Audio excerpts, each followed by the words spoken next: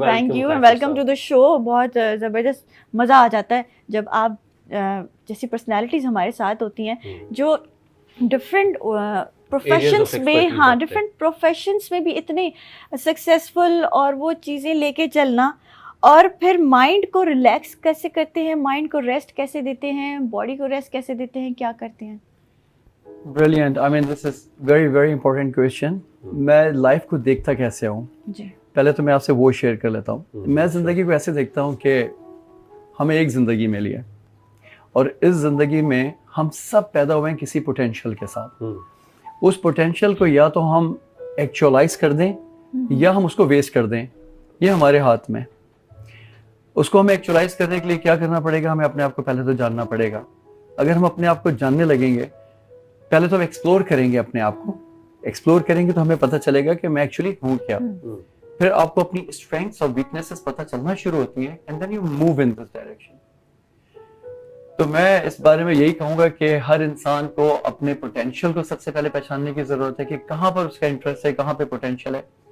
Potential आप पहले दिन से नहीं समझ जाते। You get into different lines, different fields, जहां जहां इंटरेस्ट होता है आप करते चले जाते हैं। द टाइम कम्स आप कहते हैं well this is what I am, फिर आप उसके अंदर डीपर चले जाते हैं। बड़ी गलतियां करते हैं आप, फिर उनसे सीखते हैं, कुछ काम में आप नाकाम होते हैं, फिर आपको कामयाबी हासिल होती है, फिर आपको पता चलता है कि this is you and this is the way where you have to go. 100%। देखें, अक्सर लोगों ने ये कहा होगा कि यार ये नहीं करो, ये ऐसा हो जाएगा, लूज कर देंगे, नाकामी हो जाएगी। हर नाकामी आपकी सक्सेस का एक स्टेपिंग स्टोन होता है। Exactly. किसी सक्सेस तक पहुंचने के लिए आपको लातादाद नाकामियां फेस करनी पड़ती हैं वरना आप सक्सेस, तो ये it's a process. Day one से सक्सेस नहीं मिलना शुरू हो जाती। जितने भी अगर आप सक्सेसफुल लोगों को उठा के पढ़ें दुनिया में, उन्होंने बड़ी नाकामियां फेस की हैं, उन्होंने बहुत इश्यूज फेस किए हैं लाइफ में, लेकिन आप गिव अप नहीं कर सकते। आपको रेजिलियंट होना बहुत ज़रूरी है। यानी आपके साथ हमारे मुल्कों में ज़्यादातर क्या होता है, आपने एक काम शुरू किया और आपको प्रॉब्लम आ गया, आप क्या करते हैं, अगले ही लम्हे आप कहते हैं ये मुझसे नहीं होता। You leave it and you jump into something else. आपका सारा जजमेंट की बेस क्या होती है? जो रिजल्ट आया था पहली दफ़ा में, क्या आप समझते हैं जो पहली दफ़ा में रिजल्ट आया ये सही रिजल्ट है? आपने क्या 100% एफर्ट्स डाले थे? नहीं, काफ़ी मिस्टेक्स थी।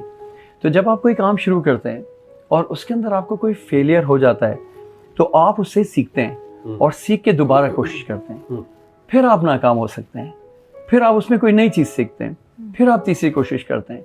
जब ये प्रोसेस आपका चलता रहता है तो फिर आपको एक दिन सक्सेस मिलती है। फिर आपको समझ में आती है मैंने क्या क्या गलतियाँ की थी और किन गलतियों से मैंने क्या सीखा, और अब मैं जिस जगह पहुँचा हूँ ये असल है।